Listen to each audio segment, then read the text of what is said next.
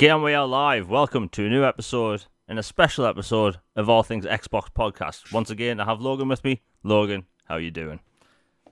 Doing pretty good, Jamie. These are good times in Xboxville. Yeah, I mean, this past few days has proven that we need these summer showcases. Not just because we Xbox fans or whatever, but as a whole, the community seems to love everything all in one week. And even though E3 wasn't a thing this year, we had pretty much the closest thing to it, which, in my opinion, is pretty good. But before we get into all the topics, have you been playing anything interesting? Well, I was playing the Lies of P demo and I was enjoying that. Was going with the School of the Cricket, the balanced approach, and it definitely scratches that Bloodborne and kind of Sekiro itch. It's cool and really dark, and I really like the vibes of it. And then, Vampire Survivor decided to troll me and come out with six new achievements, so I had to get those real quick to reattain my 100%. So got those. Did the Alone in the Dark demo, which was incredibly short, but it was a nice taste of the game, and I'm definitely looking forward to it. How about you, man? Yeah, mainly Mass Effect. I'm on my final playthrough this year, and I'm almost done with it. Only got about 4 or 5 hours left of that. But outside of that, basically just the Lies of P demo because that demo is long. Because I thought the demo would end at the first major boss, but it just keeps going. You go to the hotel, you tell them that you're human, and it opens up an entire new area. And I was like, huh, that's surprising. And I think it was nice to have a demo of a game that comes out months in advance. It felt like back, when we used to get PlayStation 1 and 2 demo discs for games that were 4 months out.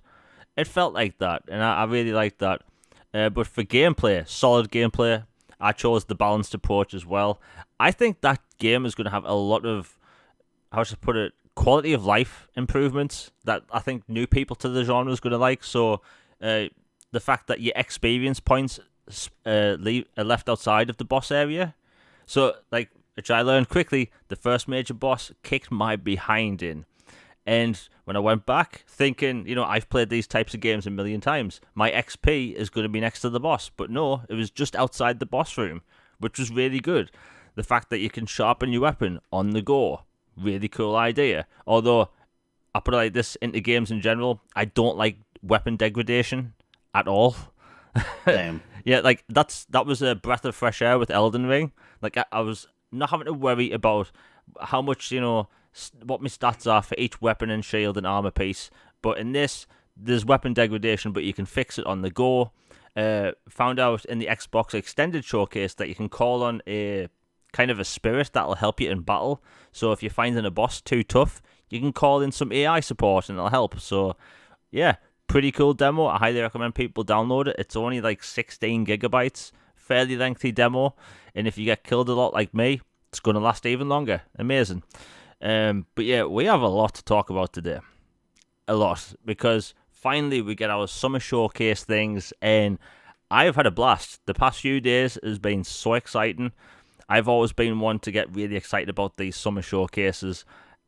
And when it came to E3, I'd watch every single event, every single show. And I don't know, there's something special about it. It's the WrestleMania of gaming. There's nothing else like it. I don't care if the Game Awards exists or Gamescom, TGS, or any of that. E3, the summer showcase thing, that's where it's at. We might as well get into all the showcases. Actually, before we get into all that stuff, we have some news things which we can talk about first because the games are the big topics this week. So, apparently, an analyst came out this past week and said that digital only will be the thing by 2028. Now, I assume you saw this, Logan. I did not see that, but that's a good topic. Yeah, so I probably broke your heart right now because I actually believe him. There's been a few big releases, or I should say announcements recently that kind of point towards digital only. And I kind of see it happening. In the UK, people aren't really buying physical games like they used to. And when you look at things like, discs at the minute, sometimes you buy a disc and it's just a key. and then you download the game, and that's that. And that put a lot of people that I know of from buying Call of Duty because it's essentially just a download key. And I think as the years go on, like more and more people are just buying digital, and we have smaller publishers completely ditching altogether physical media, should I say. So I believe it. I think that the next Xbox in 2028 and the next PlayStation, I think they will actually have disc drives, but it'll just be to play the media you already have because there would be so much blowback for backwards compatibility. Because I can safely say now that the next consoles we get in 2028, they will be backwards compatible with all of our games right now, because of the architecture and all that stuff. But like that's it. And I'd be shocked if we get major releases in that year and beyond on disc. Now, it's not the news I wanted. I think discs are cool. At the minute, I'm mainly, I think I'm like 70% digital, just because it's more convenient, and honestly, the prices are better. It's got to a point now where sometimes digital is cheaper, so why not go for that? Especially when you can get money off if you with like EA Play or Xbox Game Pass or whatever. So I believe it's going to happen. I think it's going to be different per country. I think it's going to happen in the UK really quick. It's happening a lot over here anyway. Logan, do you think that in the US that'll be a thing by 2028? Because here in the UK and Europe, I think that's definitely going to be the case. Me, 2028. Let's see, that's 5 years from now. I don't know. I feels a little soon, but honestly, I do see it trending that way because more and more games are going digital only. Like even Xbox first party, like Ghostwire Tokyo, like it finally came to Xbox. They didn't make a physical version. Pentiment didn't get a physical version. Grounded didn't get a physical version. Like there are several notable first party games that are MIA as far as physical. Like they don't want to talk about it. Just move along. These aren't the droids you're looking for. So it's kind of like, well, if they're doing that, and then like I buy even special editions of games that are physical, like a Horizon Forbidden West. I got the collector's edition, and elephant statue, everything, steelbook, and it didn't even have a disc. It's like here's a code. I'm like, you gave me a steelbook case without a disc. Like, what's this? But oh well, I guess. But I know Starfield's doing the same with the collector's edition with the smartwatch and everything. Like you can get a steelbook with it, but I don't think it comes with a disc. I think it's just a code, if I'm not mistaken. Maybe it is a disc. Don't quote me, but I think it was a code.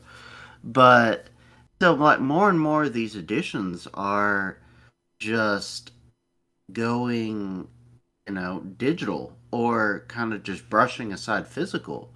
And to me, on one hand, you would think, well, doesn't that mean they can lower the cost maybe? And like, if it's digital only and you're not having to print off physical media and stuff, couldn't you maybe keep up the price steady? As you saw with Redfall and some other games lately, they fully jumped on board with the next gen tax. So I don't know. I know this was kind of rambling, but I think we will get to a digital only future sooner than later. And 2028, I think, might be front loaded a little bit. I might give it a couple more years, but I could see it. Yeah, before we continue with the topic, we have the first super chat of the night. Thank you very much, Nick W, for the 4.99. He says, great times and games were shown off this year at the showcases. Yeah, I mean, I put it like this. Normally, every single week we have about 12 to 13, probably sometimes even 17 different topics, and at least 3 or 4 of those are me like ranting about things, being angry about something. It's all been good. There's been nothing bad that's happened these past few days, outside of seeing some reactions to the whole 30 frames thing, which we'll talk about later. But like, it's been a good weekend. Like, if you're a gamer, like playing video games, like, it's been a hell of a week. And people still have to digest all that stuff because there was just so much shown. Like, I've been watching every single showcase, and somehow I've missed just little snippets and certain little announcements. But yeah. Anyway, thank you very much for the 4.99 super chat, Nick W. Yeah, the whole like physical media thing. Like, I like physical media, but like over here in the UK, like I've mentioned many times, like it's just really inconvenient to buy games in the UK. If you want the disc, you have to either go to a video game store, which is only Game at the minute, and Amazon. That's pretty much it. So I see it happening. I do hope though, at least the consoles have a disc drive. But hey, that's 5 years from now. It's not something we really have to worry about. So hey, you know, actually, before we get into all the showcase stuff, Logan, what's this week's update with the whole ABK thing? Because that thing just never ends. Well, this is actually a very, very potentially exciting week for it. And I know this topic has been like people are like scratching on chalkboards and tearing clothes and screaming in the streets tired of it, this topic. But like this week it could potentially end. Like seriously. Like if the chips fall a certain way, this deal can close and be done Friday. Like seriously, like the FTC has basically came under the impression that Microsoft and ABK are like, you know what, we're gonna close. Good luck.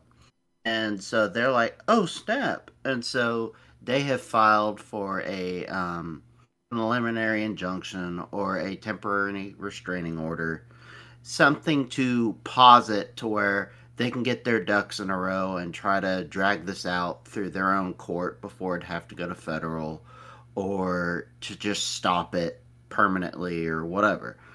If they get a TRO, the temporary, it would delay things for a couple weeks to where Microsoft ABK couldn't close for a couple weeks.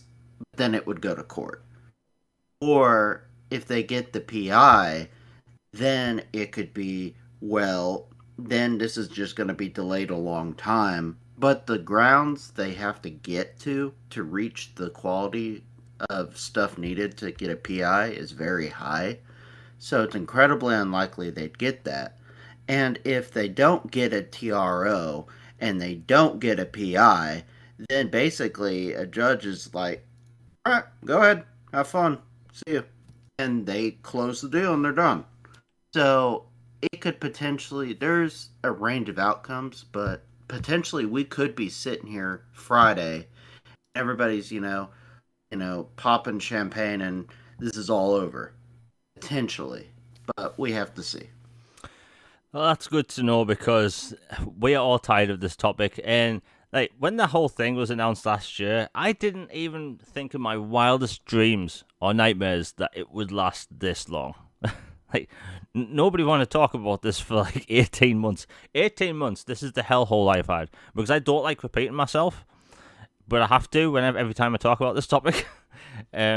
But yeah, all the legal Groundhog stuff. Day. Yeah, Groundhog Day. Every single day, it's just ABK, ABK, FTC stuff, and CMA. But I think the reaction of it's going to be pretty brutal because, like we've seen over the past week, Starfield looked great, and some people even shut off their live streams because they were so salty. I saw that. But again, we'll talk about that stuff later. But yeah, the Activision stuff is done. Hopefully done by the end of the week, and if that's so, I have a video ready to go specifically on that topic. Might be hard to guess what it is though. You know what? Let's talk about all the showcase stuff because we have like a ridiculous amount of games to go over. I think we need to talk about the Capcom showcase first because that was kind of hilarious. So it started last night at about 11 p.m. And look, I went into it with my expectations high. I shouldn't have, right? I understand that. Because I was expecting Dino Crisis. I had no reason to believe there would be Dino Crisis there. Nobody had told me behind the scenes that there was going to be Dino Crisis. So my lofty expectations were all on the line. And they had tiny announcements. They showed off some Resident Evil 4 VR. And the Dragon's Dogma stuff they saved at the end was basically footage we'd already seen. Like, that's pretty much it. The way they talk about Dragon's Dogma is like, they almost act like it's the same game. I don't know if it's like a translation error or something, but like they say like, oh, it has like the same map as the first game, but it's bigger, but it's a different map. And like, I don't know, just the way they talk about that game, I'm thinking if they just like remade the first one and gave it some like enhanced physics for destructible bridges, because every time they talk about that game, they make it sound like it's a remake, even though it isn't. It's a sequel. But like a lot of people were really disappointed. The fact that there was no new Resident Evil announcement put some people off. We are getting the Ace Attorney collection on Xbox, which is really cool.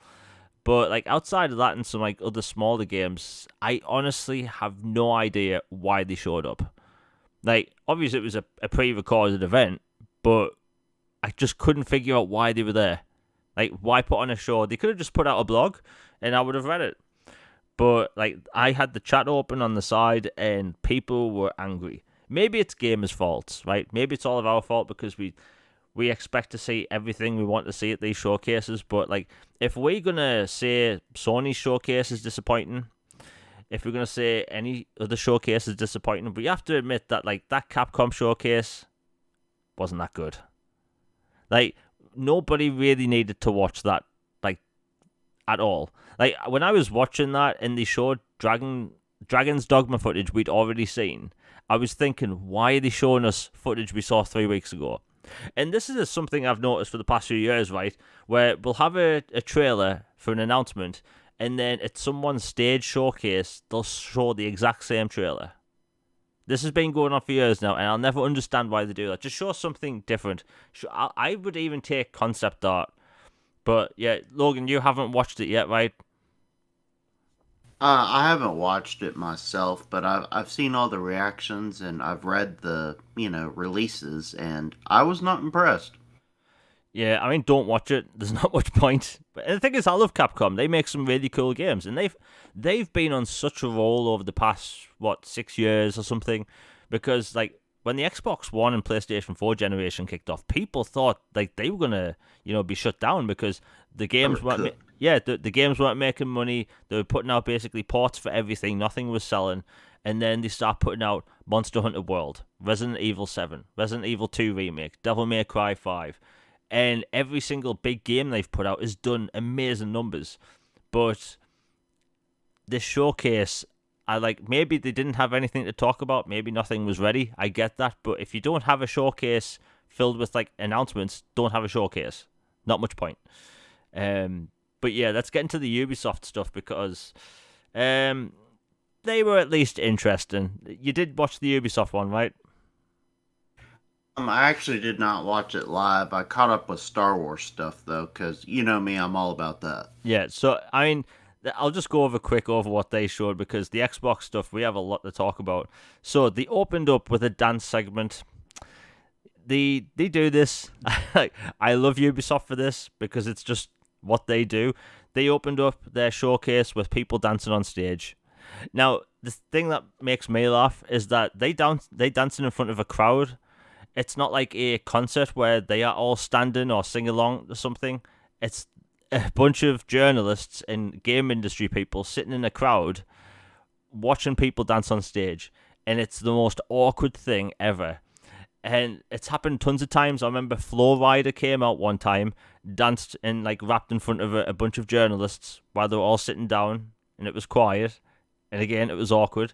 I remember once, I think Usher came out on the Xbox stage, and like it's just journalists sitting down, and then like it's extremely like awkward because I can't imagine being an artist like a musical performer, and you're performing in front of an audience that's just sitting there with blank stares, not reacting, and I just thought it was super awkward. But yeah, where do we go? Okay, so after the opening, they showed Avatar: Frontiers of Pandora. Now, I've been looking forward to this game for years. They announced it in 2016 with basically nothing. They showed us a clip from the film. And as I'm watching it, I'm like, obviously it's first person. They already announced it was first person.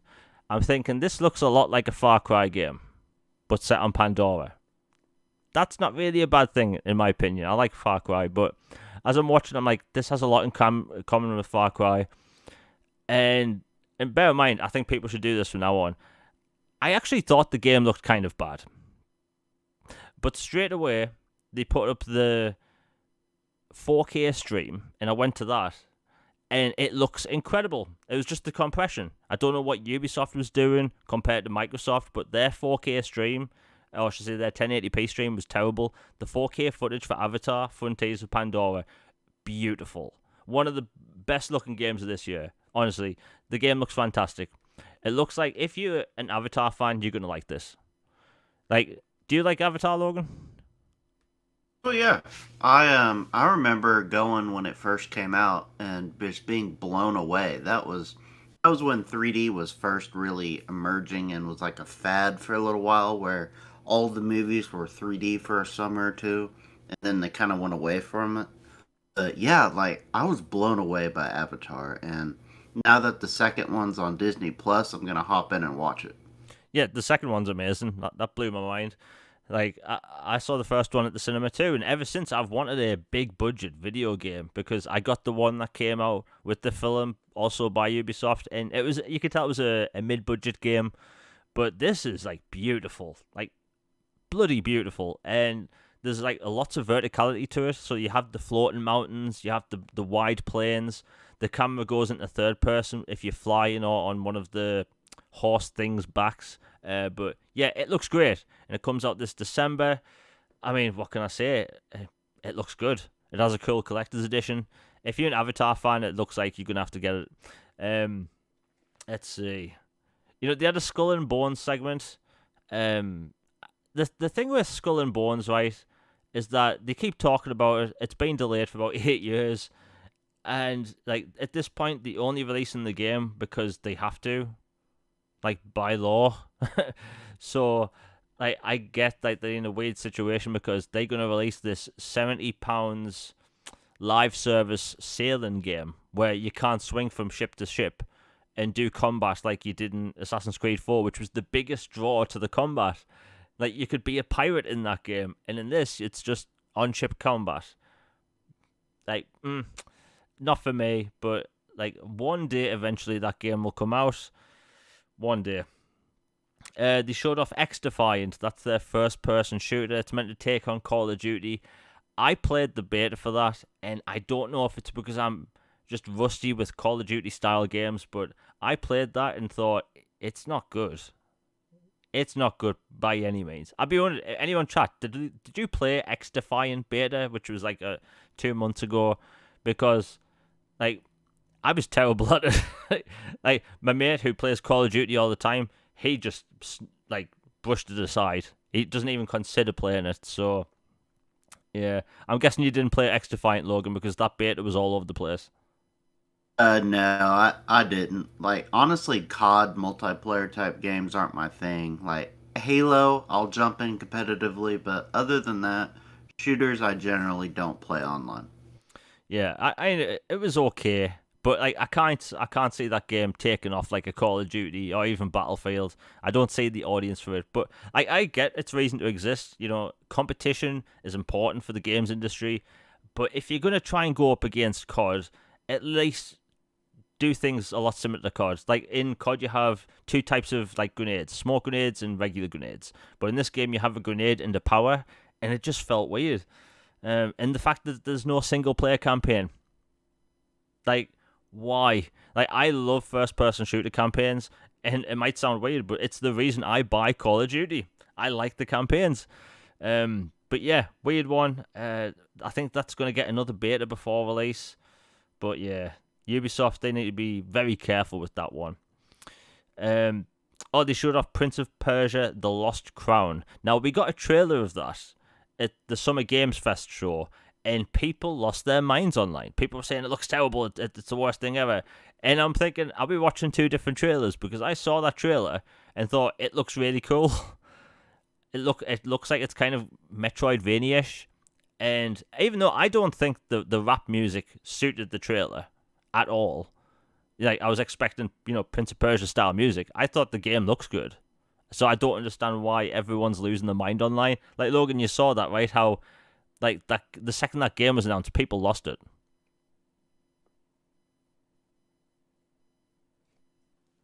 And I think we've lost Logan. Logan, I think you've muted your mic or left. Anyway, when you come back, just speak. But yeah, Prince of Persia, it looked good. They said it's going to be filled with tons of different bosses, all that stuff. And I think when it comes to that type of game, you need some variety. If it is the Metroidvania game I think it is, I think it'll be good. The only thing I'm a bit concerned about is its price. In the UK, it's $49.99. It's basically going to cost more than Assassin's Creed Mirage, which I don't understand. Where's the justification for that? Like, how are they justifying a a 2.5D Metroidvania that costs more than their flagship Assassin's Creed game this year? Blows my mind, and I hope it does well, because Prince of Persia would be cool to have back as a regular yearly franchise, and I think we need that again. Next off, they showed off the Far Cry 3 Blood Dragon anime. I didn't bother writing down the name for it because it's stupid, but I thought it looked cool. I'm one of the few people that likes Far Cry 3 Blood Dragon. I like synthwave. I like the 80s thing. It just looked good in my opinion. And yeah, that's going to be coming to Netflix, which, hey, I think it's good. Next up, they showed off the Skull and Bones thing. Again, don't see the point of that. The Crew Motorfest. I didn't have any idea that this game existed. I'm not going to lie. I saw the trailer and was wondering if it was an expansion or not. And I had to actually Google it, because I'm so out of the loop when it comes to The Crew. Because I hated the driving simulation and just the physics of the cars in the first one. Where I was just really disappointed. But hey, maybe the sequel's better. And it looks like it's got a tropical location this time. But yeah, that's another game that's also £70. Excuse me, I'm going to try and write the login here.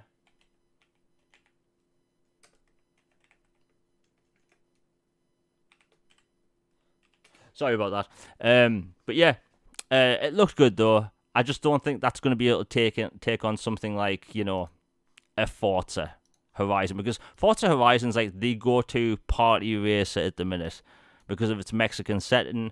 It's a beautiful game, but hey, more competition in that market is what matters, all that stuff. Okay, what have we got next? By the way, I've got like 40 games wrote down for the entire day.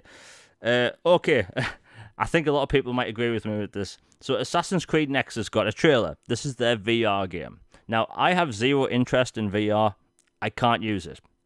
However, they put out a trailer, and it was very CG-centric.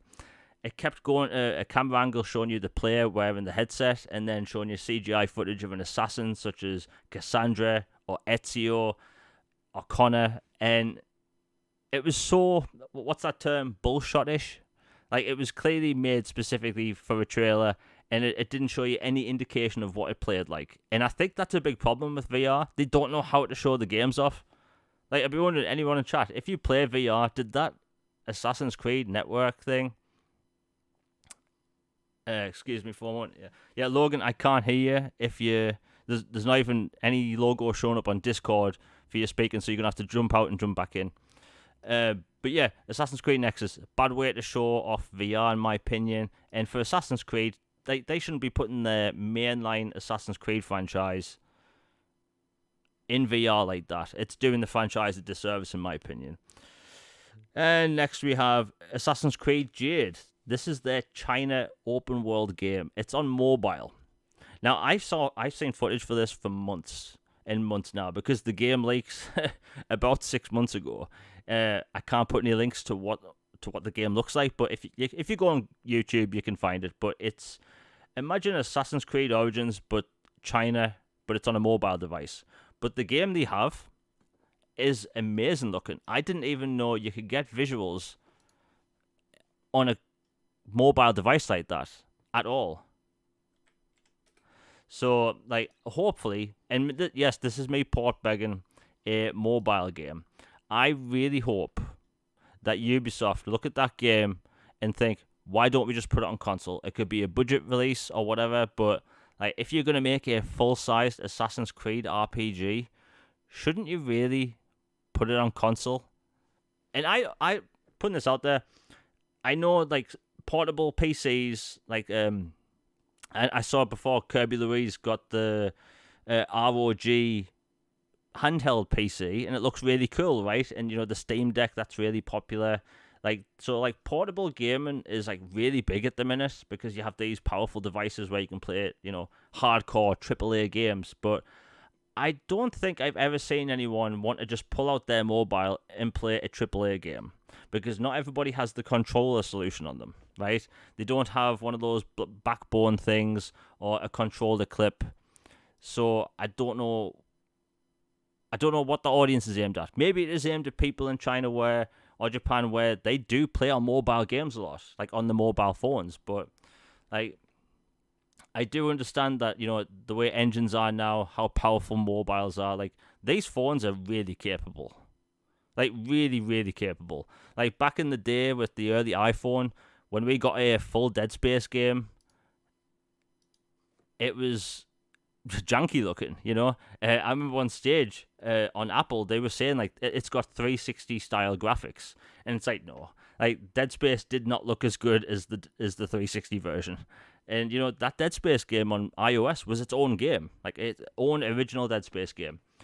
But now we're at this point where these phone games can look like console games, and it's pretty impressive. But maybe it's just me being weird, but maybe there's a market for it. Now, the final thing they talked about when it came to Assassin's Creed was Assassin's Creed Mirage. I was worried about this game because for the past year, we've heard non-stop that this game is aimed directly at Assassin's Creed, like, loyal fans, the people that want the traditional games where you're literally running around assassinating Templars, doing assassination things. And look, I love Assassin's Creed. I buy every single one, but I'll be honest, ever since Origins, I've kind of been let down. Even though I like those games, I prefer the original style of, hey, here's your target. We'll put some like historical accuracy into the storytelling. So like, with Ezio, you had Leonardo da Vinci making you gadgets, and they put historical characters in there. It was just really cool, and I think the RPG open world action game elements just took away from it a bit. But yeah, for the past year, they've been promising back to roots this. And my jaw hit the floor. It really did, because I was so happy. Like I was saying at the beginning of the show, that I have nothing bad to say, not really this week, because it's been a bloody good week when it comes to all the announcements. But when I saw that Assassin's Creed footage, it was incredible. It was incredible because they showed off every element that you want to see from a traditional Assassin's Creed game. You saw running across the rope, assassinating from the rope. You could see assassinating from the hay bale, which is really cool. The parkour is back to Assassin's Creed 2 style, although they said it's more fluid and it's faster. You could tell with the video, but like it was really Assassin's Creed like 2 centric. And they've even said in interviews like it was designed in a way to feel like, okay, I just got a note from Logan. He's restarting his computer. He'll be back on in a minute. But like Assassin's Creed 2 is one of my favorite games of all time. And this has elements of that. And I love that. And I think if you've been put off Assassin's Creed for a while, I think you're going to enjoy this. And it's at a great price too. If you live in the UK, it's $44.99 for the regular edition and $49.99 for the digital deluxe. So like gamers are getting a lot of good content there. And the thing that really surprised me is that when you get into the Assassin's Creed den, don't worry, we'll be talking about all the other games in a bit, but I'm just nerding out about Assassin's Creed. But when you go into the den, there's a board that shows all the assassination targets available, but with each target is a secondary optional objective, which I thought was really cool. It's a really good thing to put like a modern RPG style element back into the old school Assassin's Creed like style. And I just loved it. I loved it, and I think fans are really going to enjoy it. I highly recommend people watch the 4K video because it looks way better than the stream. In fact, everything on the Ubisoft showcase looks better in the 4K videos.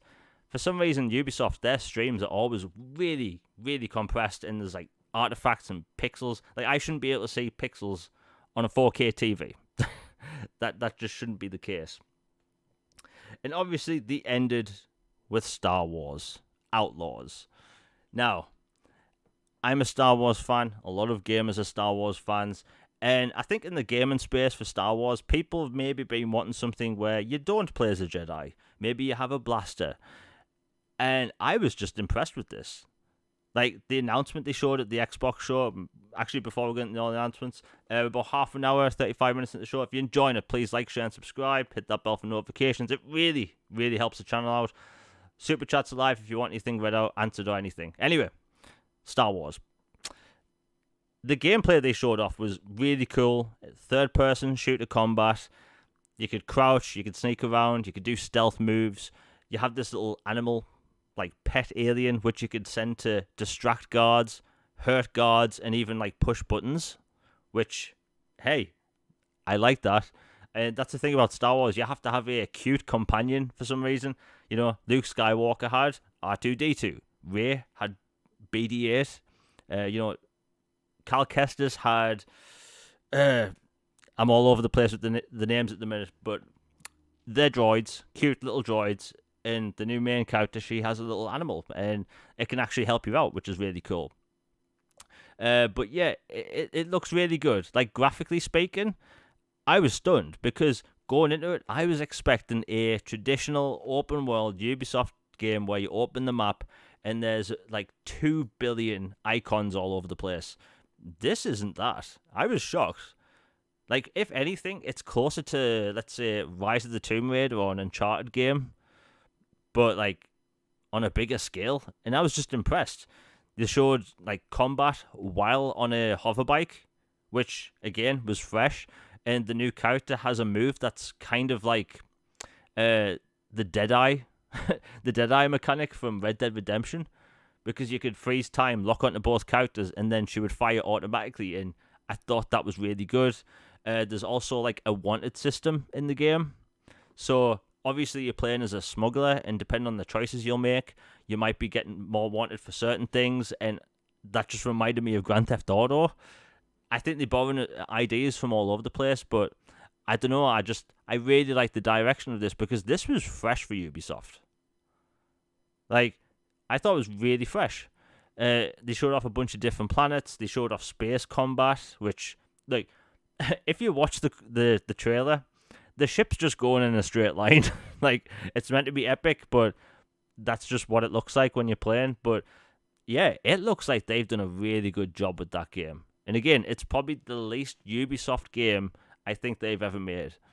There were some levels that I thought were a bit too cluttered, but maybe I'm just being a bit too picky. But hey, the game they showed looked good. It comes out in 2024. I thought it was a weird choice that they used the ultra-wide aspect ratio, because normally you get that for movies, and obviously if you have an ultra-wide display to play video games on, it's going to look like that. But most people just have a regular, 16:9 TV. So the fact that they showed that aspect ratio kind of made me turn my head sideways like a confused puppy dog, because that just felt weird. I don't know, did that feel weird to anyone else in chat? Like, I don't know what they were thinking with that. Maybe they wanted to make it look more, how should I put it, cinematic in a way, but hey, what have you. It could be good. I think it'll be a good game. But I will say this, I think that's going to be Ubisoft's like big release next year. Like, I think that's going to be like a October, November 2024 game. And the person playing clearly didn't know how to aim. The frame rate was all over the place. And I'm talking about less than 30. And, frame rate's been a big topic the past few days. But, hey, it looks good. I'm sure by the time it comes out, it'll be great. All in all, I thought Ubisoft's performance, I should say showcase, was okay. I wouldn't say it was the best thing ever or their best, but there was less cringe than any other year. But again, that's not saying much. But anyway, I think when it comes to Star Wars games, it is a bit fresh, because we have the third person, Souls-style Uncharted game. I'll just call it that. And, we have Battlefront, which, that's on the back burner at the minute. And we have this, which is a combination of a bunch of different genres, which I quite like. And, yeah, we'll move on. Oh, before we get into the main topics, I just found out today that, and this is heartbreaking, Titanfall 3 was 10 months into development before they cancelled it. 10 whole months. Now, I talk about Titanfall a lot because I love that game. I think Titanfall is incredible, and I think we need more games like that. Like the game's pace, the game's speed, the motion, everything about it. Like the most fluid first person combat I've ever had. Okay.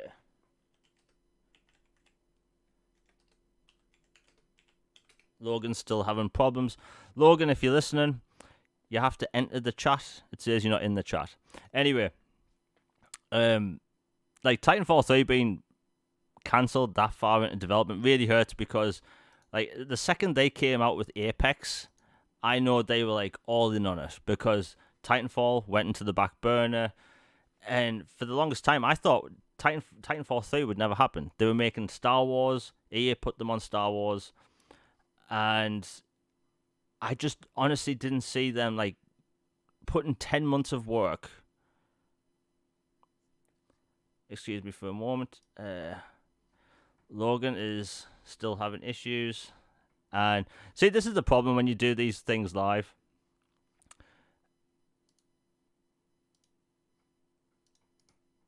Okay.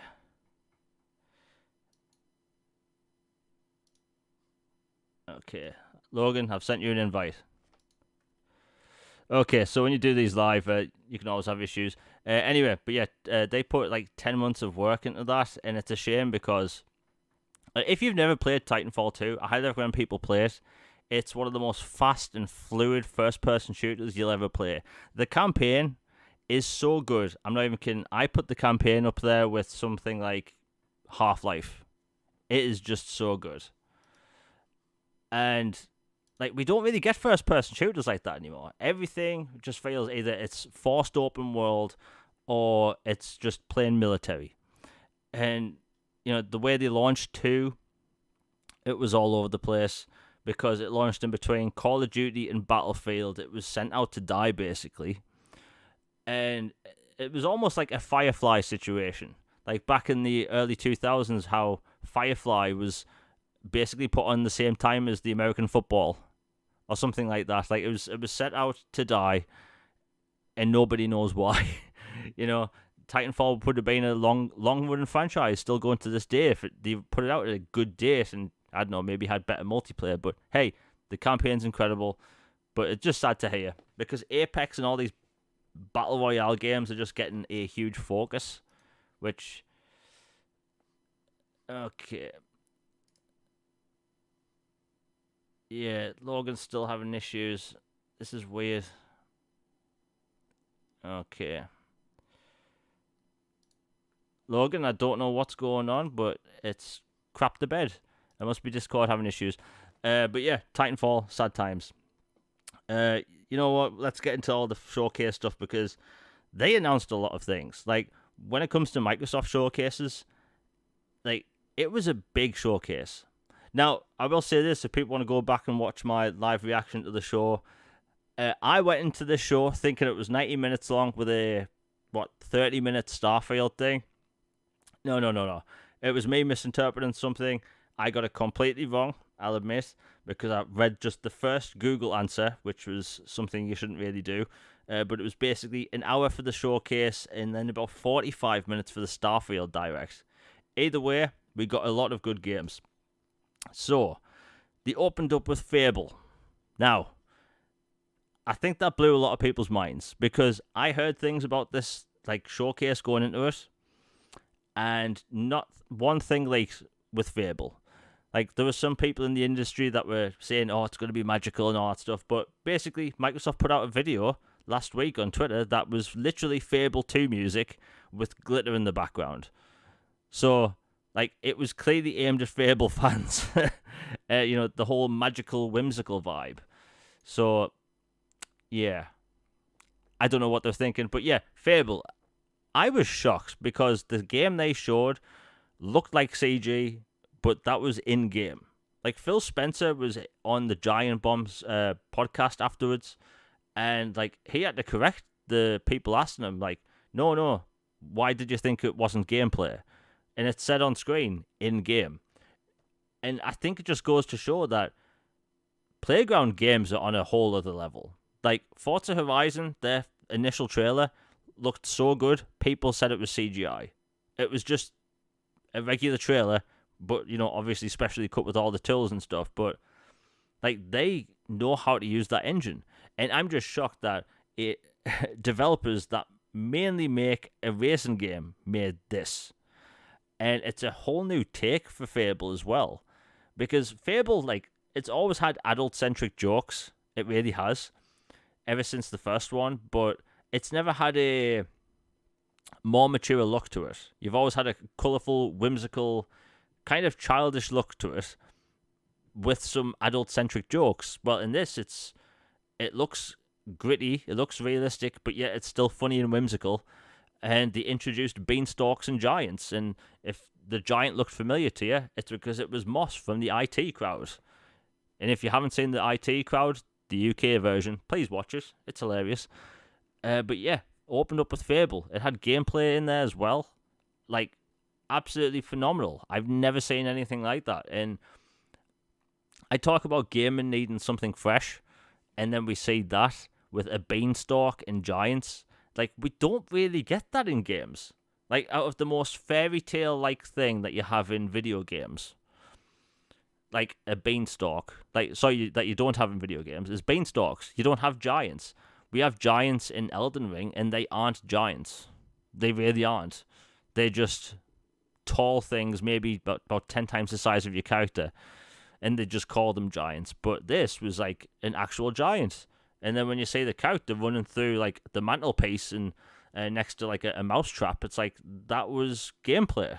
I've never seen anything like it. And I don't know how they do that with a racing engine. And I'm not a developer. I have to say this. David McLean said, has Logan tried to turn it off and on again? Yes, probably. He's doing it right now. Discord can really act up, and his PC can just crap the bed sometimes. But yeah, nice reference there. But yeah, Fable. It looked really good, and I don't know, like, I'm not a developer, I just don't know how you go from a racing game, making an engine that's for racing, and make that. Like, the combat looked good, even though it was, like, small little bits, but, like, it was just on a whole nother level. I just don't understand how you make that. It was just so impressive, and I hope we see that, like, again in the future, because it was so original to have, like, a giant and, like, a beanstalk, and it was fresh for Fable, because I think that was a lot of people's big worry for Fable. What do you do with it? Like, I played Fable Legends. I played a lot of Fable Legends, and the problem with Fable Legends was it didn't know what it was trying to be. It was lacking the humor, it was lacking the heart, but it was still trying to be whimsical. But this, like, it was already 100 times better than Fable Legends, a game which I've played. So, hey, they clearly know what they're doing, and they're still gonna keep that British humor. I love it, and I think that trailer gained them a lot of confidence, because for months and years now, people have wondered, like, can a racing team do that? They clearly can. Next off, they showed off South of Midnight. This is Compulsion Games' new IP. This is meant to be their third-person action-adventure game. It looked like it was set in like a swampland area. The art style, I tell you what, stuck out to me. Like, it looked like the Into the Spider-Verse films. Or that Arcane, the League of Legends show on Netflix. It had that very, like, 3D but cel-shaded look to it, and I thought it looked really cool. I don't know what that game's going to be about. We still don't know anything about it, but hey, it's a new IP. It looked original. It looked fresh. I don't know what anyone's like. I don't know how anyone would have an issue with that. It's fresh, and I think gaming needs more of that. They obviously showed off Star Wars Outlaws. Again, just talked about that. But it is true that Microsoft does have the marketing for that game. And I've noticed Microsoft's going for a lot of single-player games now. They had the past 2 Star Wars games, I believe. So they clearly want to move away from the whole multiplayer-centric box and kind of look towards a variety box, even when it comes to third-party games, because it doesn't look like they've given funding to a lot of multiplayer like multiplayer, multi-platform games now. Anyway, we'll move on. Oh, they showed off 33 Immortals. This is a dark fantasy 33 player co-op top-down game. Now, this is by the developers of Spiritfire, which I don't know how there's any connection between that and this, but hey, they wanted to put 33 players on screen where all of them were on screen at the same time, and it would make sense. And I saw footage today, and it's wild. All the players can be all other ends of the map, and it looks very unique. Again, that's something I think gaming needs, something fresh, because 33 player co-op, it's just something we don't have. And I hope that's something they activate crossplay for when it does go multi-platform, because these indie games do, because they need to last for a while. Then they debuted Payday 3. Now, I've played the past two Payday games, and they are janky beyond belief. I've played a few hours of each one. The first one gave me massive motion sickness. The second one, no motion sickness, but still janky. This game, it actually looked pretty good. The first-person shooting mechanics looked good. The problem with the first two games, the gun swaying, the pop, it just didn't work. But in this, it looked good. And I was shocked to find out it's launching in Game Pass, which is a big surprise. I didn't expect like that developer to put any of their games in any service, just because the way they've been in the past with microtransactions and funding and all that stuff, it hasn't exactly looked the best. Okay. Oh, Sea of Thieves. So Sea of Thieves, obviously, they covered the whole live service games in these showcases. They've always done that. Well, they announced a new expansion that's going to be for free, and it's the Secret of Monkey Island expansion, and it's free. Now, I have to say that is a crossover I didn't expect, but it's a crossover that works, because you have Lucasfilm that can do their thing with all the whimsical stuff, and then you have Sea of Thieves. Like Rare, they've been going Sea of Thieves for, 7 years now? So hey, it works. They seem to come out with a brand new like crossover every summer showcase, which I think is pretty cool. But hey, if you're into Sea of Thieves, you're going to love that. They showed off Persona 3 Reload. This is a full-on remake, built from the ground up remake. And it looked really good. Like, if you like Persona, and if you've been getting into Persona, you're going to love this. Obviously, Logan's back in chat. Logan, try and speak. Because normally there's a little logo around someone's face when they try and talk, and there's nothing moving. It's just silent. It's either Discord's end or your end, but like nothing I can do here. Just keep trying. But yeah, Persona 3, it looked great. Like, I put off from playing the version of 3 on Game Pass just because it's more, I don't know, I was looking forward to playing 4 more, but like this game just looks brand new. Visually, it looks stunning, bright, colourful. Very much a Persona game. If anything, I think it was visually up there with 5. It was just brighter. But hey, if you like Persona, you're going to like that. It's launching in Game Pass in 2024. Anyway, so next up we have Avowed. Now, when the trailer first started, bear in mind, I make Xbox content. I have to remember the names of all the studios, who's making what engines has been used on what. But like, the second it said Xbox Game Studios presents and showed you a dude walk across a dock, I, for some reason, thought, oh, it's Assassin's Creed 4.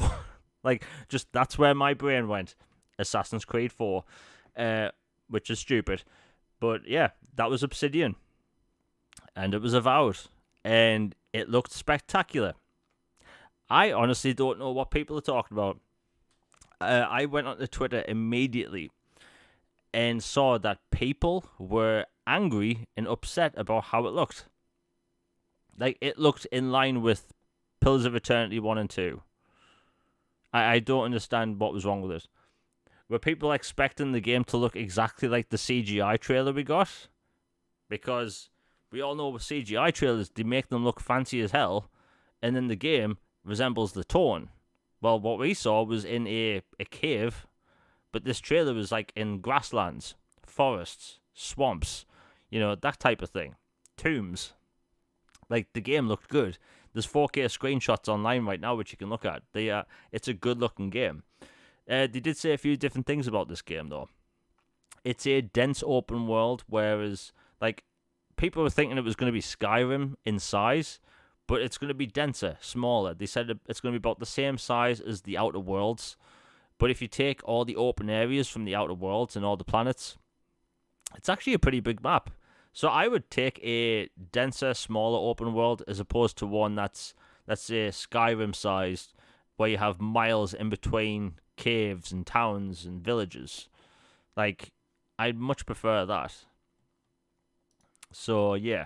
I think if I'd be wondering, anyone chat, did you think Avowed looked good or bad? And if it looked bad, what was the reason?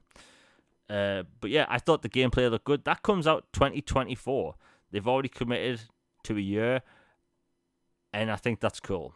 Microsoft, they said they're not doing the 12-month window thing anymore for this, but they gave us, hey, next year, great. We already know a few games that are coming.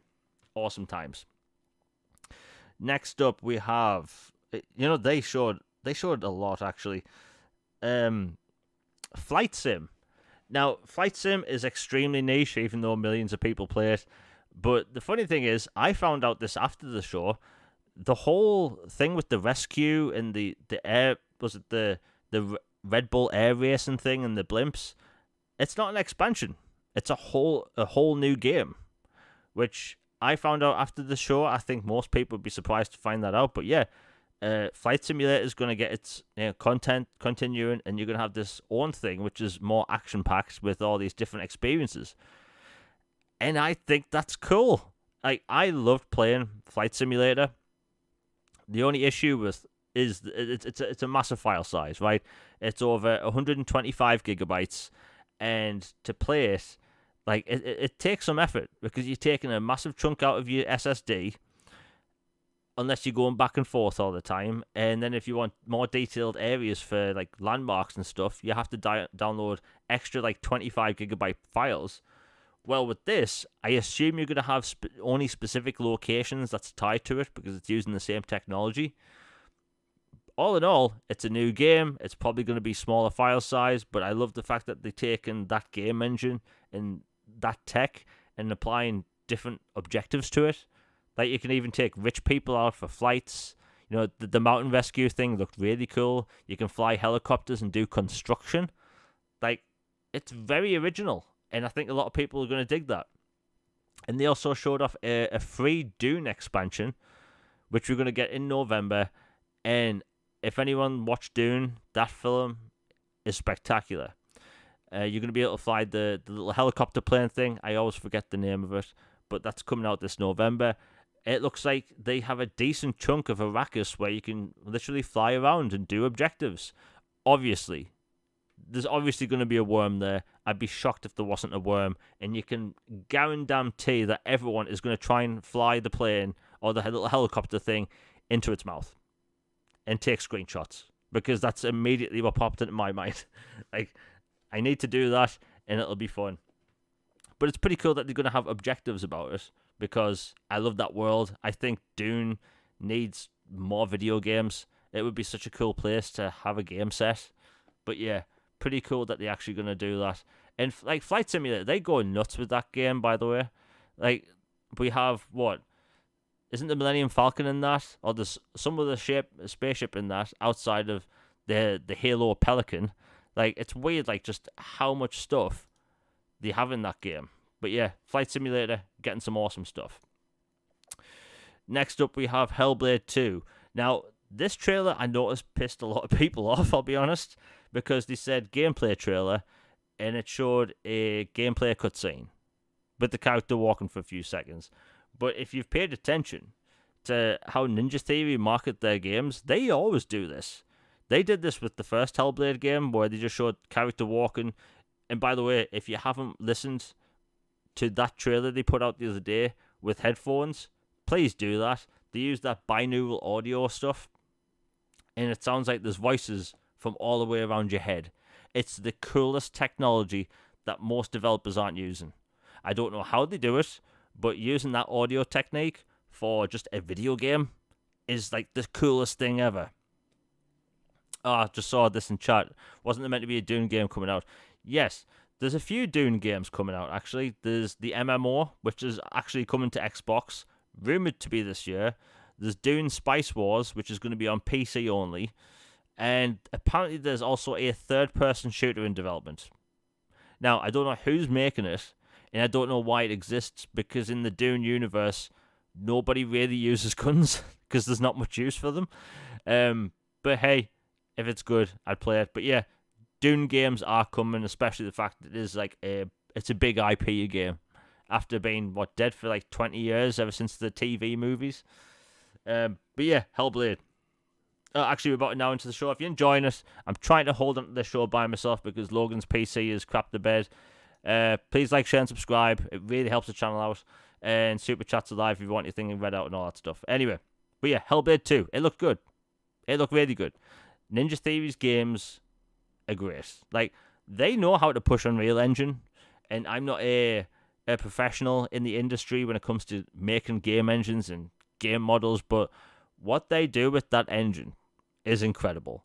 And whenever we see a new game engine announced, like, Unreal Engine 3, Unreal Engine 4, and 5, we get these demos of these unbelievable, realistic experiences. And for the most part, we never see games like that. Unreal Engine 3 had the Samaritan demo. It looked amazing. People wanted it to be a game. It never happened. Unreal Engine 4, we had that stealth demo with the sci-fi samurai dude. Never became a game, and we never saw any game that looked remotely like that during the Xbox One and PlayStation 4 generation. But with Unreal Engine 5, they were pushing the PlayStation 5 SSD and all the marketing. We got that, what was it, a 5-minute demo of a woman walking through caves and then doing long jumps. Well, I look at Hellblade and think that actually looks better. Like, visually, it looks better than the Unreal Engine demo that Epic put out, a year and a half ago? So, hey, they know how to push the tech. It's meant to be on a bigger scale. I'm not entirely sure if they've said it's open world. Just the way they've presented it makes me think it is. But hey, it's Ninja Theory. They do crazy storytelling when it comes to the psyche and all that stuff. But yeah, it should be good. And what do we have next? Man, a surprise announcement. Like a Dragon Infinite Wealth was announced. This is Like a Dragon 8, or I should say Yakuza 8. Starring Ichiban Kasuga, which was a great game, by the way. Highly recommend people play it. It's also on Game Pass. That game was announced. Now, it surprised me because they announced, a new Yakuza game about a month ago. And they announced yet another one that comes out next year. And this Yakuza game is set in the US now. Well, it's set in Hawaii, but people think it's Honolulu in Hawaii. But yeah, funny trailer. Again, Ichiban was naked on a beach and he didn't realize it. I don't know what to make of that, but hey. And they were doing the whole Austin Powers thing with the placement of, a seashell, a coconut, things like that. I get what they were going for. I thought it was a pretty good trailer. Okay. I'm just reading this. Okay. Yeah, Logan's PC is not working or something. It's either that or Discord's working. I'll be wondering, is the audio coming through fine? Because it could be my end, his end, or Discord's end. But yeah, brand new Yakuza game announced for Xbox. It's going to be cool. I just hope, how are they going to take a new setting like that, like Hawaii, for the first, a place that isn't Japan is going to be way different for a Yakuza game. So they can pretty much do anything with it. So, hey, cool announcement. Next up, they showed off Path of the Goddess. This is a third-person action game made by Capcom. It clearly inspired by ancient Chinese mythology. Again, it looked good. At first, I thought it was Monster Hunter because the way the armor looked, but yeah, I thought that game looked cool. Like Microsoft is clearly partnering up with like these Japanese developers on a bunch of this stuff, which is like really good because like we all know Microsoft, they need to make better relationships with Japanese developers and Japanese publishers because games skip the platform all the time. And to have new games, multiple new games announced there, it's a big deal. It's a big deal for the platform and for the fans. Next off, they showed off Forza Motorsport. It looked good. What do you expect? It's like Forza Motorsport, they set a standard for visuals and audio every single release, and this was no different. It looked good. The game comes out in October 10th, and yeah, what can I say? It looked good. I think you can actually play it a few days early if you get the Ultimate Edition. But yeah, again, it looked good. They showed off the Elder Scrolls Online expansion. I don't really play that much, but hey, it's a good MMO. They showed off Persona 5 Tactica. Unfortunately, the Persona games leaked the day before, and it's a turn-based XCOM style game-ish, and I think a lot of people might like it. The good thing is these games are going to be in Game Pass, so even if you're new to the genre, you can give it a go to see if you like it. And next up we have Starfield. For some reason they showed a Starfield segment about 3/4 in, which, hey, whatever. They showed off a game called Jasaunt. I'm butchering the name, by the way. Where it's more like a climbing game, a climbing action adventure. Again, it looked cool. I will say this, Microsoft always have segments in their showcases dedicated to indie games, be it a sizzle reel showing games coming to Xbox Game Pass or just Xbox in general. They didn't do that this year. They just highlighted like 3 or 4 indie games throughout the whole thing. But they did do the sizzle reel during their extended showcase. So I think they're just learning because like Microsoft, they get criticized all the time for everything they do. If they show indies, they're showing too many. If they don't show indies, people say that they're not showing enough. Well, they've made some middle ground there. People can't really complain about this. They showed a game off called Still Wakes the Deep. This is a horror game, psychological horror game set on a abandoned oil rig platform. Now, as a concept, I'm not gonna lie, I think that's the coolest idea. Like, oil rigs, cool. We don't really have games set on them. And I always say I want more fresh takes in gaming, more variety in settings. And an oil rig is really fresh in my opinion. And personally, I can't wait to play it. And even though I can't, like, I've said this before, when it comes to horror games, I can't really do them. I'm a bit of a scaredy cat when it comes to horror games, I'll be honest. There's the few I do play. I like the Alan Wake games. I like some, Resident Evil games, some Silent Hill games. But like outside of that, like I tried playing Outlast, and I felt my heart was gonna burst. Not gonna lie, but yeah, that game looks cool. And yeah, by the way, out of all the games announced, 21 of them are gonna be coming to Game Pass day one, which is huge. And yeah, they showed off a few more indie games. They showed off Cyberpunk 2077 Phantom Liberty. They had Keanu Reeves there to talk about the game. That guy, everyone loves that guy. He's a legend at this point. And yeah, he's returning for the new expansion. This is going to be the huge expansion because, like, even CD Projekt Red, they've said that this is going to be a massive expansion because once they're done with it, they're moving on to other games. They're moving on to a Cyberpunk, sequel. And there's like 5 different Witcher games in development by various studios. So like they are all hands on deck for this expansion. We got some footage today, and I thought it looked amazing. And then I looked at the bottom of the screen. It said running on performance mode on Series X. Well, I play on performance mode on Series X, and yeah, it's a good looking game. I had different people play it. I noticed in the chat, in the live feed, and on Twitter, people were saying, but the game's broken. I hate to break it to people, but I think we can finally stop hating on Cyberpunk.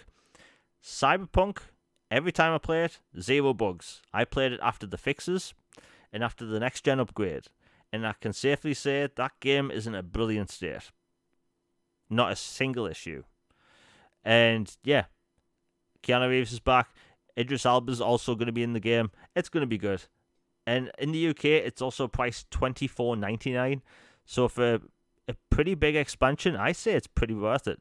I think in the US, it's going to be like $35.99, something like that. But hey, if it's a big expansion in a new area with tons of new content, it's going to be great. And next up, we have City Skylines 2. Now, a lot of people might think City Skylines 2 is niche. That game has like over 15 million players or something like that. Like it's like well over 10 million players. That is a lot of people's chill game. A lot of people's chill game. People turn that on, they turn the brain off for hours, and it's just what they do. It's just what they do. And that game looks amazing. Like if you play city games where you build cities, this looks like it's going to have everything you want. You can have bigger cities in this game, more denser packed cities. There's more options for cities. And that's going to be launching day one on Xbox Game Pass. And what else can I say? It's a city building game, and that's that. Next up, they showed off the brand new Atlas game. Now, this was a game that Atlas they briefly talked about like 6 years ago, and showed nothing since. And then we get that trailer, and it's kind of got this weird like modern era / Aztec look. But it looked like it was in line with the other Shin Megami Tensei games when it comes to art style. But again, that's another JRPG coming to Xbox. Like, the fact that they had multiple big JRPGs, or Japanese games in general, announced at the Xbox show, shows that Microsoft's actually putting a lot of dedication into this, because every time a game skips Xbox, Microsoft always hears this. They need to do more. You know, let's say Final Fantasy VII Remake. I'll use that as an example for an eternity. Every time that game is mentioned, people say Microsoft needs to try harder. You know, they have deals in place. Square Enix can't just put the game on Xbox. They have a deal with Sony. So I think Microsoft's job now is to make deals to get the games on the platform before Sony can just swoop in and make a deal saying, hey, you can put this on everything except Xbox. So I think hopefully from now on, we won't be getting the whole Final Fantasy VII Remake situation much again. Because that thing, I'll be honest, that thing made people's piss boil. You know, 7 Remake, never coming to Xbox. 7 Rebirth, never coming to Xbox. And we don't want to see that happen again. And hopefully these deals stop that from happening. And it looks like Atlas and Sega and Capcom do like working with Microsoft, because clearly it's working. Next up, they showed off Towerborn, which is a kind of a 2.5D action game made by the developers of the Banner Saga series. The Banner Saga is a extremely hardcore turn-based role-playing game with a beautiful art style. It's got like this animated style to it, and it's a beautiful game, but insanely difficult if you're terrible at tactical games. And then they ended the show with Clockwork Revolution, a steampunk role-playing game by inXile. Now, this game was a big surprise to me, because I knew that inXile was working on a steampunk RPG, but I never really pictured what it would look like.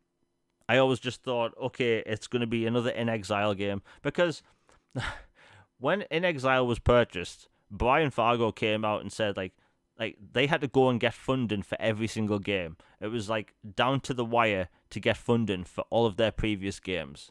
If you look at any of their past games, they were smaller budget games, and they were kind of held back themselves. But with Microsoft's like wallet and their just basically empty check, blank check, they can now make the games they want. If you want to see what I mean when it comes to budget, play their game. It's in Game Pass. It's called Torment, Tides of Numenera. It's a beautiful game. It's set in the future. It's set 1 billion years in the future, where technology is so advanced that your brain can't comprehend what's going on, so you perceive it as magic. And it's such a cool concept, but that game won't be played by millions because it's a top-down experience with no voice acting. And that's a shame. And by the way, I stopped playing it because it's tutorial combat explanation, and just the whole tutorial was terrible. And I bought that game. But they have such a cool game world that it was held back by money, basically. And now, because they're with Microsoft, like Brian Fargo said, they can make the games they want. In this game here, people say it looks like Bioshock Infinite. Now, I'm going to have a little bit of a rant, so excuse me for a moment. Now, when I first saw the game, I thought it was Bioshock Infinite inspired. Because it has that sort of, I don't know, 1920s look to it, where it's all industrial and stylized, but obviously with a bit of steampunk in there. And I get it. But I've seen certain articles, and it might be like one of the clickbait websites like Games Radar or something like that. Basically firing back saying they've ripped it off. I think these websites, these journalists getting these clicks this way is extremely infuriating and unprofessional. Because how do we have one game like Bioshock Infinite that has that style, yet any other game that uses that style is apparently ripping it off? That's like these. I'm gonna rant a bit. That's like these basic people, right? That say anything cyberpunk is automatically ripped off of Cyberpunk 2077. I've had that, by the way, in my comments, where I talk about a cyberpunk game. Like, I don't know, there's a game coming out a few years from now called XE Killer, right? You play it as a cyberpunk bounty hunter in an alternate future, and it looks amazing. And the past few times I've spoke about that game, I get this particular comment saying, oh, they just ripped off Cyberpunk 2077. Because now people, the mainstream, are now aware of what Cyberpunk is, and they just think, oh, okay, they're ripping it off. So now you have these people, these journalists, who probably haven't played gaming for most of their life, probably people that got into gaming because of their journalistic, profession and their degree. So now they're just playing games for the first time and now saying, oh, they've ripped off Bioshock. Stupid. But that aside, I thought the game looked spectacular because I did not expect that style of game from In Exile. A first-person shooter with time-bending powers. And from the beginning of the trailer, I thought this was going to be more of a shooter with story elements. But Brian Fargo said, this is a deep In Exile RPG where your choices matter. So when you see all those alternate timeline moments, like in the trailer, with different choices happening, that's actually happening in the game. Like, your choices literally change the world around you. And when we get things like that in video games, it's always kind of like an empty promise, and it doesn't really affect things that much. I used Dying Light 2 as an example. They talked about in the marketing how, like, the choices you make will greatly affect the world. But, like, me playing that game, I noticed that I made a choice and there'd be, like, a blue flag on a wall or a trampoline. Right? That would be it. There wasn't no, like, expansive, like, change over the game world. That map didn't get flooded, by the way, which heavily lied to. Talk about, like, lying to people in a E3 showcase. But, yeah, that game regardless. Anyway, the game looks good. It's a steampunk RPG with deep RPG elements. And what can I say? Like, I think Microsoft, for pacing for the show, did a good job. And the most important part is that they showed off first-party games with a big focus of that. Like, everyone listening right now and listen after the show finishes, like, that when that PlayStation showcase kicked off, there was a lot of people saying, like, they're going to show off, The Last of Us multiplayer mode. They're going to show off, like, the new Days Gone developer game. All this stuff. They were expecting all these first-party games for no reason. The PlayStation-style content creators were going around hyping the event off, saying, hey, we're going to see these games by all these first-party developers for Sony. And it didn't happen. And some people didn't even apologize, and they just ran with it. So rather than, taking the L, apologizing for getting people's hype up, and yeah. But when it comes to Microsoft Showcase, for the first time in 5 years, Aaron Greenberg didn't say temper your expectations or something like that. He said, I'm not tempering my expectations, or I wouldn't be. And he was hyping it up. And the energy from Microsoft for the week up till the actual event was unlike anything I've ever seen from Microsoft. Not with the One X, not with various releases like Halo and even the Series X. Like, Microsoft was ecstatic to talk about and show their games off. And that's an energy we've never seen from Microsoft. Not on that level. They had a lot to show. They showed off, I think 13 first-party games or 13 exclusives. Like, they showed off a lot of exclusive content that you're only going to be able to play in the Xbox ecosystem. And that's the thing people have been wanting them to do for years. So, they showed off the goods. And the thing is, Microsoft, they didn't promise us anything. They didn't say, hey, we're going to focus on first-party content and all that stuff. Like, I've been hyping this show up for weeks in the sense that I've been excited. I knew that Microsoft was going to put on a good show. The fact that they haven't tempered people's expectations, the fact that they haven't even hinted towards what they were showing, and then they came out with that showcase, and it was an hour long. There was no one walking out on stage talking about a game. There was no movie trailers. There was no TV trailers, no anime trailers. It was solely focused on games. Game, Sarah Bond, game, Phil Spencer. And that was it. And it was amazing. Like, that's how a showcase should be. It felt like I was watching an E3 showcase, but without the filler.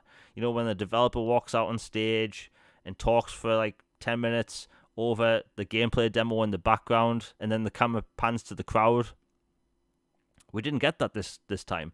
That's why it was half an hour shorter than the regular E3, because there was no one talking on stage, there's no camera pans to the crowd.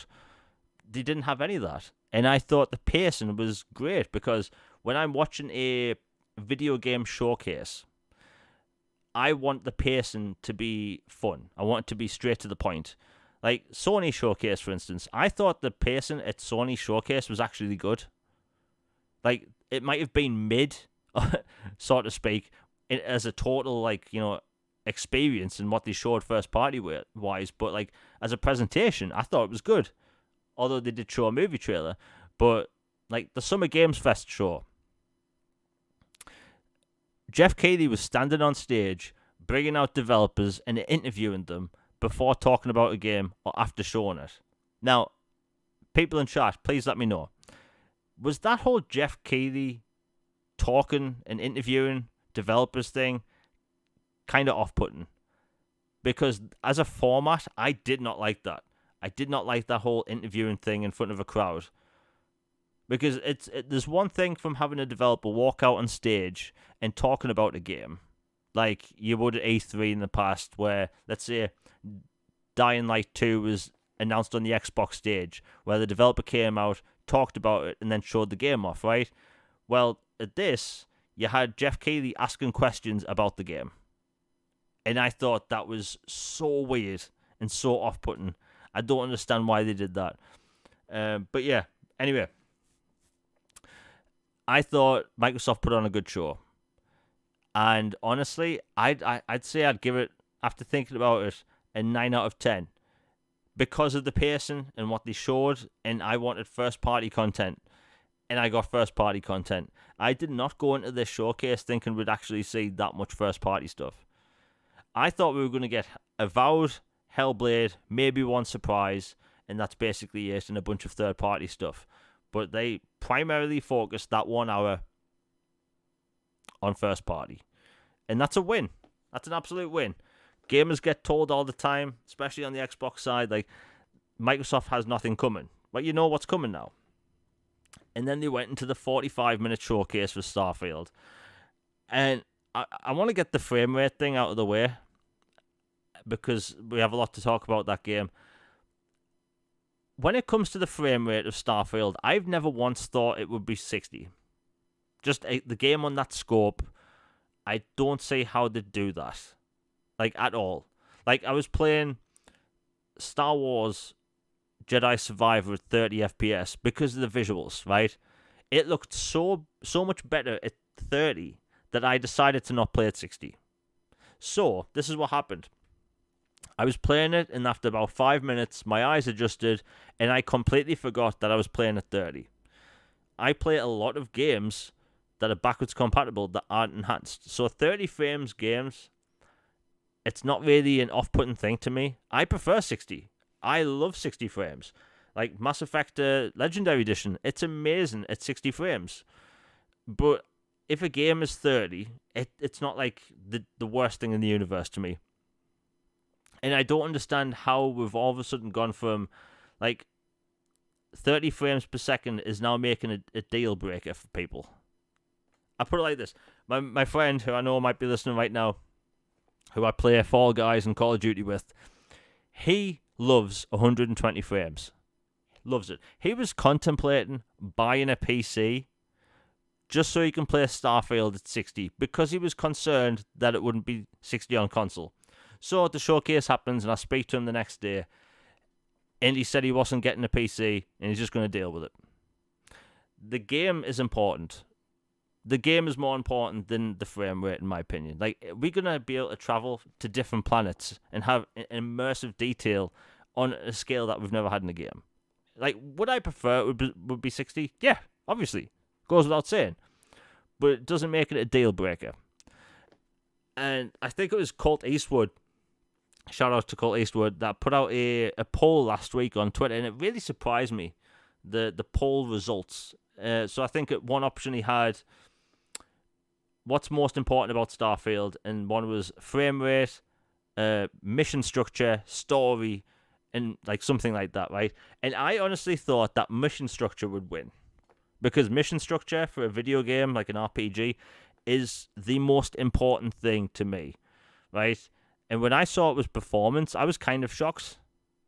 And I think it's came from the fact that we went into the Xbox One and PlayStation 4 thinking we're going to get 60 all the time, but we didn't. And then when we got to the Xbox Series XS and PlayStation 5, for about 2 years, almost every single game was 60. And then we get Gotham Knights and A Plague Tale that were 30, and people lost their minds at the time, thinking, do we now need pro consoles? And now by the way, now we have a 60 frames mode for A Plague Tale Requiem. And then when Redfall was announced to be 30 frames, people also lost their mind, which is also getting a 60 frames mode. But I'd be wondering, like, in chat, do you really, like, if you're like me and prefer 60, is it really a deal breaker if this amazing game, this amazing space, fantasy, sci-fi RPG is 30 frames rather than 60? Because to me, it's not a deal breaker. I'm going to play it. And the stuff they showed off looked incredible. Like, for instance, you have to manage the energy on your starship as you're flying, even while in combat. And I did not expect that. So, do you want to go faster while in combat with more powerful lasers, where you transfer power from the engines to the weapons and, and all that? And it's just amazing, right? I wasn't expecting immersive details like that in a Bethesda RPG. Like, we had power distribution in Star Wars Squadrons, right? So you'd manage how much energy you wanted to go to your shields, engine, and phasers, or say lasers, and you go back and forth between those three. Well, in this, it's got that, but there's 6 different levels of, power distribution, and just that alone. And as I'm watching the showcase, like, my jaw was on the floor, because I'm thinking, wouldn't it be cool if, rather than going and attacking a ship, what if I could just board the ship, go on side, shoot everyone with, a laser shotgun or something, and steal their ship? I just thought that would be cool. And then 5 minutes later, they showed it off. And I described Starfield from what we saw yesterday as this on Twitter yesterday. Because this is how I feel. Starfield is the game you thought of as a child, and you realized it would never happen. This is that game. I've been a sci-fi fan since I was a child, since I was born. And I've always wanted a game like this. And I'll be honest, flabbergasted. Like, the stuff we saw. The character creation stuff, you have backgrounds for characters. Like, I did not expect that. The deep RPG element now, where there's 4 levels to each perk tree. Like, and there's 5 different perk trees, and it's like it's a Bethesda RPG on a whole other scale. We've never seen a Bethesda RPG like this, and that's the best part. It's so fresh. Like, and obviously people are saying the No Man's Sky thing. And by the way, I had multiple chats up when I was watching it, and the amount of people that were saying No Man's Sky, it just blows my mind. And I've seen other people in the industry talk about No Man's Sky and compare it. Like, you can fly a ship and land and go to other planets, and it's like No Man's Sky. It has things similar, but we can't compare it to that because No Man's Sky is a survival game where you survive. You're literally dropped off on a planet where your ship is broken, you have to fix it and survive a toxic environment. Whereas Starfield is a role playing game filled with quests. And the whole point is to do quests, pursue quests, make, relationship with companions, bring companions along with you, build starships, go space pirate bounty hunting, make bases. It's not the same at all. So, like, yeah, there's just so much in this game. There really is. And, like, you can even collect items. So, Microsoft, I should say Bethesda, do this thing in their RPGs where they have these persistent objects where you pick them up and they'll just stay there no matter how long you play. So if you drop a sword in, let's say, Skyrim in a random place, you can come back 10 hours later and it's still there. I don't know how you do that on a technical level. So in Oblivion, I think people might have heard about this. There was a player in Skyrim back in 2011 that found every single wheel of cheese in the game and put it in a house. Now, that is a massive waste of time. I don't know why anyone would do that, but it let them do that. And they kind of hinted at that with the whole sandwiches segment. So I thought that was pretty cool. Like, as a role-playing game, this is kind of what I've been wanting my whole life. Like, and I don't care if people think I'm fanboying out. We don't get our RPGs like this. Like, I complain that we don't get sci-fi RPGs, right? At all. Like, out of every 30 fantasy games that get announced, we get one sci-fi game. Like, and that is a travesty. Everything is a fantasy game. And I have nothing wrong with fantasy, but everything is a fantasy game, and that annoys the living hell out of me. Because why? It just doesn't get. I don't get it. Okay, I actually have an apology by Logan. He says, I apologize to everyone watching and listening to All Things Xbox podcast for my tech issues. For some reason, it disconnects me from the channel, and it says my mic is good. But apparently nothing is being heard on the other end.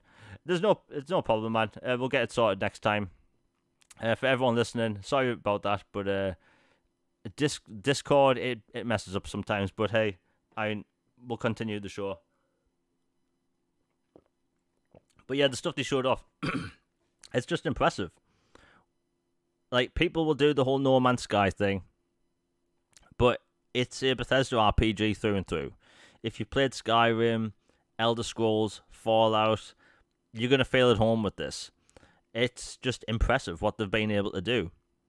There's multiple different cities. The cities are dense, filled with interesting characters that you can interact with. There's multiple different gameplay systems you can craft. The spaceship, by the way, the spaceship building thing is one of the most impressive things, which I didn't expect. I thought the spaceship building was going to be a few different modules you can choose from, and that would be that. You're obviously going to have the people out there that, like, we all know 2 days after Starfield comes out, we're going to see pictures all over Twitter of people making penises. It is what it is. For some reason, people do that every time there's a creation tool. I've seen people play Tears of the Kingdom, and what they make, and some of it's horrifying. But yeah, we'll see that stuff. But yeah, I was expecting just module-based ships, and you can, if you want to play in like a starfighter-sized ship and do bounty hunting in a fast little starfighter, you can do that. You can go full-on cargo hauling and have a massive spaceship that can transport goods. Like, you can play as different careers in this universe, unlike anything we've seen in a Bethesda RPG, and that is the biggest shocker. I didn't expect this. I expected, Fallout in space. but it's Fallout in space on steroids, and I love that. And unfortunately, the past week, or say the past few days, I've seen this weird comparison with Star Wars Jedi Outlaws, and I think people listening may have seen this. I've seen a bunch of the fanboys mention this, which I don't know why, of saying Star Wars Outlaws is going to destroy Starfield, even though they come out a year apart. They are different genres, and both games come out on one of the consoles. So, what's it destroying? Where's the comparison? Are we comparing a Star Wars game to Starfield because there's a spaceship? Is that how basic we're getting now? We've gone from comparing it to No Man's Sky because of planets, and we're comparing it to Star Wars because of a spaceship. Really? By the way, I post the some random things I get on Twitter sometimes. This stuff is so predictable. like, why are people damage controlling Starfield being good? Like, I don't really get it. Like, I watched the PlayStation presentation. I thought Spider-Man looked good. It's not the end of the world, but like people lost their mind over Starfield. Like, I saw a stream of someone literally shut their stream off early because they were salty, ridiculously salty, over Microsoft's presentation being good. Like, they looked bitter while watching it. And there's clips going around on Twitter. They're easy to find, but like I like to look into the psyche of people sometimes, and I watch some reactions by certain PlayStation-centric creators, and I noticed like they all looked angry. But isn't that the thing? Aren't we meant to look towards Microsoft and want them to do better? And all these games they showed looked great. Aren't we all winning because we get to play them on Xbox consoles and you get to play them on your fancy PC rigs? They're also going to be available on xCloud, so literally you can play them on your couch, on the toilet, in the park, wherever you want. Like, whatever. Anyway, the toxic fanboy stuff aside, the game looks amazing. It really does. They announced a few collectibles, so there's the Constellation Edition, which is the smartwatch in a very cool looking case. By the way, I actually like the case more than the watch. I just like the old style NASA lock. I like NASA stuff. But yeah, the smartwatch interacts with your phone, which interacts with the game, so much like the Fallout Pip-Boy edition from 2015, 16. But yeah, that's a cool looking, collector's edition. I think it's $249.99 in the UK, and I'm tempted. You can also get the collector's edition headset. By the way, I just saw some screenshots of the headset, and it is probably the best looking collector's edition headset I've ever seen. Because I mentioned that whole NASA thing. Even the joints and connections have this like gold silver look to it, like that gold plating that NASA like devices have, and it looks amazing. I have a perfectly working Steel Series headset, and I'm tempted to pick up the headset just because of the color scheme. Like, that shouldn't be a thing. Anyway, they announced the controller. By the way, the headset and the controller are available now. The controller, same color scheme. It has the gold silver D-pad. It has the NASA style colors. The analog triggers are clear, so you can actually see the rumble motors inside, which is really cool. And yeah, I mean, all in all, it's a great package. The collector's edition stuff cool. I'm surprised they didn't announce a collector's edition console, although maybe they'll do that at Gamescom. And oh yeah, they also announced an Xbox Series S, which is black, and it's going to be 1 terabyte. You're probably going to need that for Starfield, because if you have a Series S, Starfield's going to take up about half that hard drive. Like, just putting it out there. Because like on PC, that game's already listed as 125 gigabytes. That's a lot of cheddar. But yeah, Starfield, the game looks great. Like, there's so much potential they can do with that game. They really do. Like, if you get the Ultimate Edition or whatever it's called, and you get the 5 days early access, which I may be getting, you also get access to the first expansion for free, obviously included in that. And if you think about the space setting and what they can do, like, the sky's the limit. Like, they could be doing expansions for Starfield for years. Like, I think we got Skyrim expansions for a year and a half. Like, for this, though, but with it being such a bigger scale, I think we could be seeing maybe 5 years of, like, DLC for this. And I'm not even being joking. Like, people play Skyrim to this day. Like, people talk about Skyrim to this day. People make like fan-made content. People make fan movies about that game, lore videos, because Skyrim is such a deep, immersive experience. But this game, you have a bigger setting and more original stories. Like, they could do anything with it, and that's the coolest part about the game. So, all in all, I thought both things that were shown, the Xbox Game Showcase, Starfield Direct, both great, really cool stuff. And as an Xbox gamer, I think what they showed was good. I can't wait to what they show next. As an Xbox content creator, I think they made a lot of really cool, interesting design choices when it comes to all their games coming forward, like Avowed and all that stuff. You know, Fable, Clockwork, Revolution, especially Starfield. It's all good stuff. And with that aside, Matt Booty recently said that, and this is a bit controversial, I've noticed. Matt Booty was said that the days of the 2 to 3 year dev cycle is over. It's more like 4 to 6 now. I don't actually disagree with that. Like, when it comes to the big tentpole AAA games, that's kind of it. Like, look at, like, Red Dead Redemption 2 took 8 years to make. Like, what, Halo Infinite, whether people like it or not, like, the amount of content and what's there, it's impressive. Like, that took, like, what, 5 years? Like, the next Gears of War is probably going to take, what, 4 years or something? And Starfield's been in development for a very long time. Very long time. And, by the way, they did say that if it wasn't for Microsoft, they would have put out the game earlier and it would have been buggier.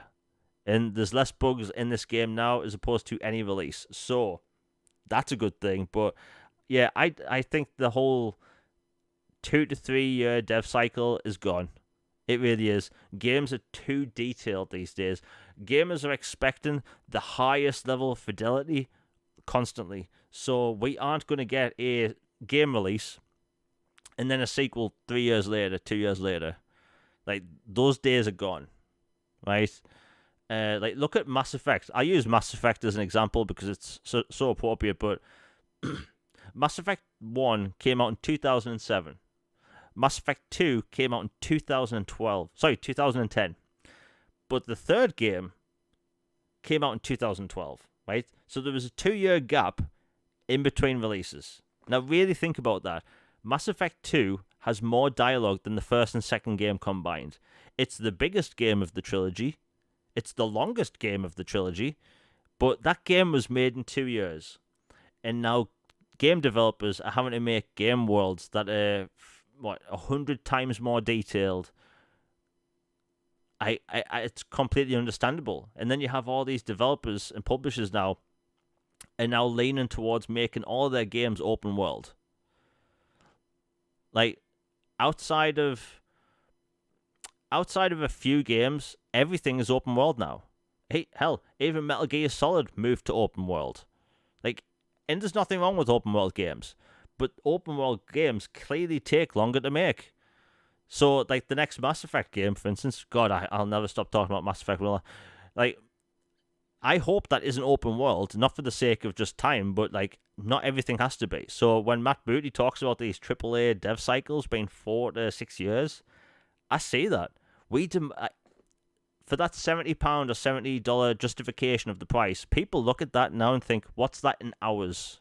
How long is that game? I get asked that a lot, by the way, when I'm playing a game. How long is it? So when it comes to that, like, I can't really blame people for, like, wanting longer games because we spending more. But at the same time, developers are bloating these games out massively to the point where they obviously going to take a long time to make because they have to make a 100-hour game that keeps your attention for 100 hours, where they have these photorealistic, detailed backgrounds, areas, everything, and we just have to expect games to come out every year willy-nilly, you know? Like, I think that I think gamers, do we expect too much? I think that's the problem. We get sold these new consoles because with every new generation, we get better graphics, better performance, all the stuff, right? But now, like, even recently, people have asked me saying, like, hey, Jamie, do I think Starfield will get, like, a 4K 60 update down the line? Will we get ray tracing added to this game or that game? It's like, people want to have their cake, eat it, have a different cake and eat it, read a book, and then eat a different cake. Because that's what gamers are like now. I don't necessarily blame gamers, but I don't necessarily, leave out developers and publishers either. Like, it's on everyone's fault, really. So, like, but look at GTA, right? GTA 6 has been, it's going to be more than a decade since the last one. And people expect GTA 6 to be this ultra 4K realistic game where the pores on the skin stretch like Thanos' like character model, right? People think that. Do you know the thing? When GTA 6 is announced, it's going to be 30 FPS, and people are going to say that it doesn't look realistic enough, right? So I'm saying this, it's now the 14th of June, 2023. Someone can clip this if they want. GTA 6 will not be photorealistic. It'll look maybe slightly better or even the same as Red Dead Redemption, and it'll be 30 FPS. I will take that to the bank. We expect the sun and the moon. And if a game, like, I post GIFs and videos of upcoming games, right, on Twitter. That's what I do on Twitter. Post news bits and just little interesting factoids about games. Whenever I talk about an upcoming game, look at the comments. There's usually one reply to most of my comments that says, it looks good, but the animations look off. Like, we complain about everything. Everything. Jedi Survivor, amazing game. It's the 5th game I've ever given a 10 out of 10. Really think about that. In my entire lifetime, I've played hundreds, possibly thousands of video games, and I've only gave 5 a 10, right? And that game, people said looked janky, right? The animations look off. It looks janky. But yeah, everyone across the board loves the game, but like, it's happening all the time now. We want these super realistic, photorealistic games, but we want the most gameplay experience. We want the biggest game worlds, and we want it all at 4K. We want it at 60 FPS with ray tracing. We want 8K textures. We want the holodeck mode. Like, our expectations are beyond the point where it's going to get to the point maybe next generation where it's going to be 10 years between sequels. Like, and that's kind of disappointing if you think about it. Like, the release dates for the new Avatar films came out today. So, like, the 3rd film comes out in 2025. And then the 5th one comes out in 2031. 2031. Think about it. If someone was 10 years old when the first Avatar film came out, they are going to be in their 30s when the 5th one comes out. And we are going to get to that point with video games because we expect the sun and the moon. I don't know how it went on from me talking about the game showcases to all this stuff. Oh yeah, Matt Booty, but hey, people can't argue with that. We expect everything. And I'll say this. I talk about Mass Effect a lot, right? I actually had this thought the other day while I was playing it. I'm on my final playthrough of Legendary Edition before Starfield comes out. I had this thought. If Mass Effect 4 hypothetically got revealed tomorrow, and it was the game I wanted it to be, mission design, linear, hub world game design, right? The characters have returned, Shepard's back, the Yara's back, the entire crew's back.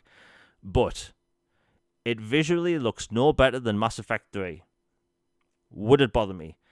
And it occurred to me, it wouldn't bother us.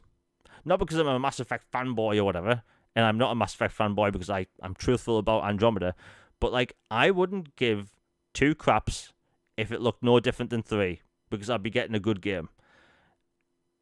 So while I do appreciate these super realistic games like, Forza Motorsport, which is like a racing game, and like Starfield's a good looking game, but it's not photorealistic. And like I say about GTA, people are going to look at GTA, they're going to freak out with the announcement, and then they're going to lose their minds in the bad way when they see it's 30 FPS and it doesn't look photorealistic. Just putting it out there. Like, and it's sad because it's gotten worse every generation. Look at the 360 generation, right? The developers were having to make games for a console that was power PC, being the 360, and cell architecture on the PS3. And what did we get that generation? We got 3 Mass Effect games. We got 3 Batman Arkham games. We got 3 Bioshocks. Do you know what we got last generation when we all moved to PC style architecture? But the detail and game worlds got more advanced and more detailed and all that stuff. We got 1 Mass Effect game. We got 1 Batman game. We got 0 Bioshock games. And like it's crystal clear that like these development times have gone way up. And I hate to say this, but we expect too much. We really do. It's sad, but like it's gonna get to the point where GTA or 7, or let's say, I don't know, Gears of War 7, right? Not 6, but 7. I think Gears of War 7 is like a 2035 game. I think Starfield 2 is like 2036. I'm not even joking, right? Because Elder Scrolls, they have to go into work, like full production of that when, Starfield's out and they've finally moved on from the expansions. They'll be moving on to that. In Elder Scrolls, they've already started some work now, but Elder Scrolls is probably not going to come out till 2026 if you're lucky, because it's already been in development. But that's that. Anyway, I've rambled on long enough today. Thank you for everyone showing up. You've been awesome. Sorry Logan couldn't make it today for the better part of the show. Again, Discord can crap the bed sometimes. But yeah. Anyway, thank you everyone in chat. You've been awesome. We'll be back the same time next week, next Tuesday, for a new episode of All Things Xbox podcast. And yeah, in between now and next Tuesday, I'll be back to posting content. I'm trying to get a video about Starfield out because I have tons of details about that game that isn't even public yet. So that's going to be fun to talk about. But yeah, everyone's been awesome. See you next time. I'm out. Peace, everybody.